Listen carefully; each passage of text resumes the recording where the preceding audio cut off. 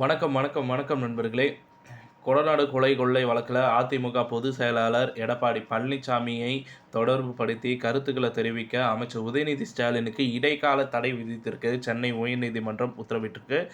தமிழக விளையாட்டுத்துறை அமைச்சர் உதயநிதி ஸ்டாலின் செப்டம்பர் 7ஆம் தேதி வெளியிட்டிருந்த அறிக்கையில் சனாதனத்திற்கான அர்த்தத்தை அதிமுக பொதுச் செயலாளர் எடப்பாடி பழனிசாமி தன் வீட்டில் உள்ள புத்தக அலமாரியில் தேடிக் கொண்டிருப்பதாக தெரிவித்திருந்தார். கொடநாடு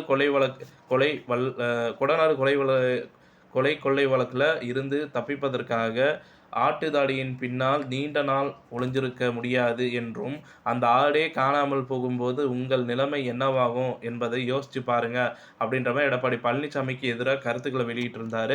அந்த அறிக்கையில் தனது பெயருக்கும் களங்கம் ஏற்படுத்தும் வகையிலும் அவதூறு பரப்பும் வகையில் உதயநிதி பேசியிருப்பதாக கூறி சென்னை உயர்நீதிமன்றத்தில் எடப்பாடி பழனிசாமி தரப்பில் மான நஷ்ட ஈடு கோரி மனு தாக்கல் செய்யப்பட்டுள்ளது.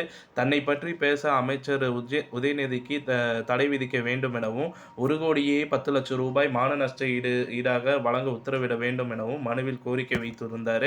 இந்த மனு நீதிபதி மஞ்சுளா முன் விசாரணைக்கு வந்தபோது 5 ஆண்டுகளுக்கு மேலாக விசாரிக்கப்பட்டு வரும் கொடநாடு கொள்ளை வழக்கில் ஒரு முறை கூட விசாரணைக்கு அழைத்து சம்மன் அனுப்பவில்லை எனவும், விசாரிக்கப்படவில்லை எனவும், அரசு இயந்திரம் அவர்கள் வசம்தான் உள்ளது, விசாரிக்க வேண்டும் எனவும் எடப்பாடி பழனிசாமி தரப்பில் வாதிக்கப்பட்டது.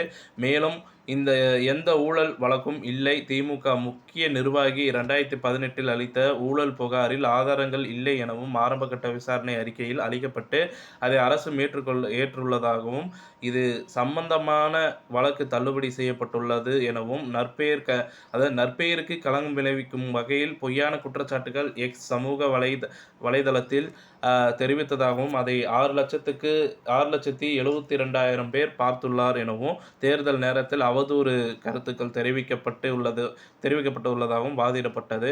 இந்த வாதங்களை கேட்ட நீதிபதி, அரசியல் தலைவர்கள் பரஸ்பரம் அறிக்கைகள் விடுவது வழக்கம் என்றாலும், இந்த வழக்கில் உள்ள ஆதாரங்களில் இருந்து உதயநிதி அறிக்கை அவதூறாக உள்ளதாகவும், இதை அனுமதித்தால் மனுதாரருக்கு ஈடுகட்ட முடியாத இழப்பு ஏற்படும் என்பதால் மேற்கொண்டு இதுபோல அறிக்கைகள் வெளியிடக்கூடாது என உதயநிதி ஸ்டாலினுக்கு தடை விதிக்க ஆரம்பகட்ட முகாந்திரம் உள்ளது என கூறி இடைக்கால தடை விதித்து உத்தரவிட்டிருக்கிறார்.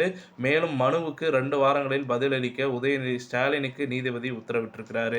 இத்துடன் இந்த செய்தி தகவல் முடிவடைகிறது. இந்த செய்தி தகவல் உங்களுக்கு பிடிச்சிருந்தா நம்ம வீடியோவை லைக் பண்ணுங்க, ஷேர் பண்ணுங்க, மறக்காம நம்ம சேனலை சப்ஸ்கிரைப் பண்ணி பெல் ஐக்கானை கிளிக் பண்ணி வச்சுக்கோங்க. நன்றி, வணக்கம்.